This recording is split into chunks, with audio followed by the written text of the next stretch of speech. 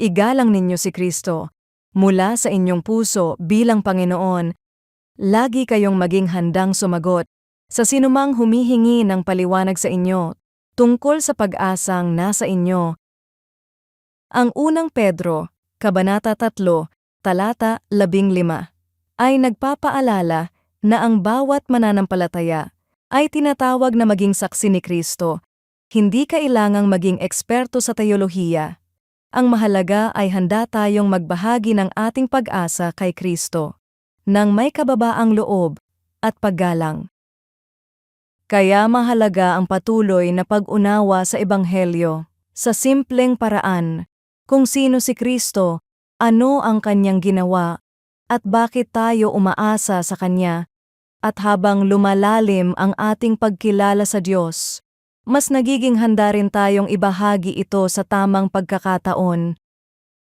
Si Danica ay nasa trabaho nang mapansin ng kanyang katrabaho na mahinahon siya. Kahit stressful ang araw, sa isang simpleng sandali, nabanggit ng katrabaho niya na parang iba ang paraan niya ng pagharap sa pressure kumpara sa kanila. Hindi siya nagbigay ng mahabang paliwanag. Sa simpleng sagot, sinabi niya na natututo siyang magtiwala sa Diyos araw-araw, at iyon ang dahilan kung bakit sinusubukan niyang manatiling kalmado kahit mahirap ang sitwasyon. Ganito rin ang paanyaya sa atin.